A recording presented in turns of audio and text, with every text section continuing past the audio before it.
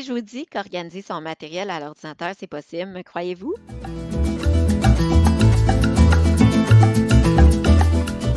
Je vais vous présenter 4 manières aujourd'hui, que votre enfant va pouvoir utiliser pour organiser ses documents de manière efficace et surtout de pouvoir les retrouver quand il y en a besoin.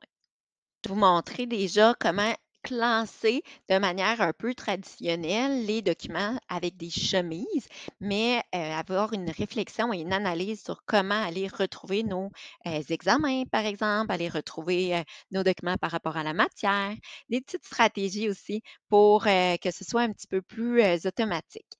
Et ensuite, je vais vous présenter le Padlet, qui est aussi une manière, mais plus visuelle d'organiser notre matériel, le livre numérique, par exemple avec le Book Creator, et finalement le OneNote que plusieurs élèves utilisent. Si, par exemple, là, je vais dans mon Padlet de la lecture. Ce sont toutes mes ressources et vous voyez, c'est tout organisé par colonne. Alors, c'est très visuel et si, par exemple, je veux, accéder à mes livres, voilà, j'ai envie, je vais aller dans mon Bookily, j'ai le lien directement, donc je fais que cliquer et puis il va s'ouvrir. Alors, je peux aussi déplacer, hein, mes colonnes. Bon, voilà, on fait juste OK, j'ai pas envie de la déplacer. On peut aussi aller renommer, donc les déplacer par les flèches, les supprimer. On peut mettre des couleurs comme vous voyez.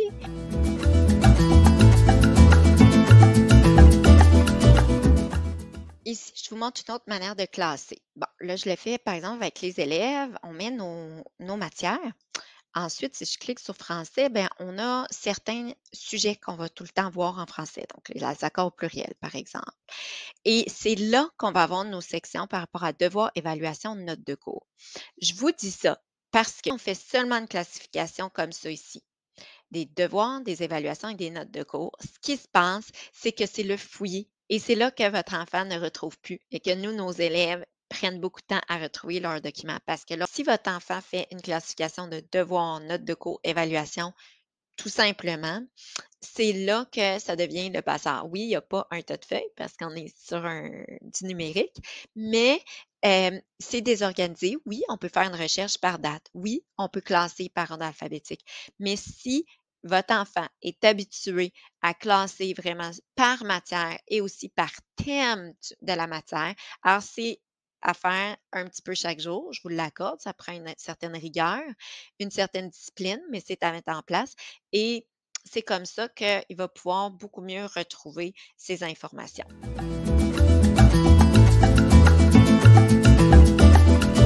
Une autre manière de faire, c'est d'utiliser le OneNote. Donc, je vous le présente ici. C'est par exemple, on va écrire nos matières encore, puis on va aller détailler. Donc là, si par exemple, je le fais avec des éléments qu'on fait en téléortho, donc en orthographe, en nature de mots, donc on va aller détailler. On prend nos grands thèmes, puis ensuite, on peut aller construire. Donc, tout simplement, on clique, hop, et puis on peut faire une nouvelle page. Donc, il faut le voir vraiment comme si c'était un cahier, donc avec plusieurs séparateurs. Et puis, on peut aussi avoir plusieurs livres. Vous voyez que là, j'ai un livre comme ça, et puis je peux en avoir un autre. On va choisir notre couleur. Votre enfant va pouvoir avoir des cahiers numérisés, des cahiers avec des notes de cours, avec des évaluations. Et ce qui est très plaisant et que les élèves aiment, c'est qu'on peut écrire directement ici. Donc, si par exemple, là, ce qui est noir, c'était au masculin, bon, donc là, il faudrait que je lise ma consigne. Voilà. Et puis, on peut aussi mettre des liens. On peut aussi copier directement quand on est sur Internet, on peut copier aussi dans notre OneNote directement. Donc, il y a énormément de fonctions. C'est à découvrir. Je vous laisse l'essayer.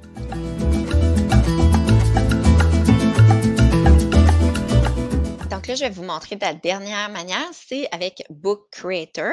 Alors, je ne peux pas vous montrer beaucoup d'extraits qui sont réels avec des élèves par souci de confidentialité, mais je vais vous montrer ce que ça donne avec, par exemple, un livre que j'ai fait pour l'équipe d'ADR. Donc, comment ça fonctionne, c'est qu'on peut ouvrir et vraiment, ça fait comme un livre. Alors, c'est quand on est dans la création, je vous montre l'équipe d'EDA, et puis, On peut aller choisir des images, on peut s'enregistrer, on peut écrire. Donc c'est vrai que pour votre enfant, ça peut être aussi une manière de classer ses informations, ses dossiers, pour les retrouver et c'est un côté un petit peu ludique. Donc par exemple, il peut créer en mettant un mot ici, on va le lier avec un lien qui va, lui permettre de retrouver son document et c'est vrai que ça peut lui permettre de, côté motivation, de pouvoir aussi, recenser. Donc c'est une manière, en fait, après de pouvoir, visualiser son cahier. Vous voyez? C'est un petit peu comme ça que ça se présente. Je vous laisse essayer ce qui est le plus efficace pour votre enfant. Des fois, on n'était pas au courant qu'il y avait d'autres manières de faire que par les chemins traditionnels ou aussi le OneNote qui commence à être de plus en plus utilisé. C'est vrai que nous, nos élèves aiment le livre, aiment le Padlet et c'est peut-être un peu moins connu. Donc, je vous invite à faire l'essai et à voir ce qui est le plus efficace pour votre enfant. Le but, c'est juste d'être capable de retrouver ces informations, d'organiser son matériel de manière efficace. Je vous laisse faire des essais. Si vous avez des questions, on est là. Et surtout, allez télécharger notre petite fiche de rappel et surtout pour prendre des notes par rapport à ce qui fonctionne bien et ce qui fonctionne moins bien. À bientôt!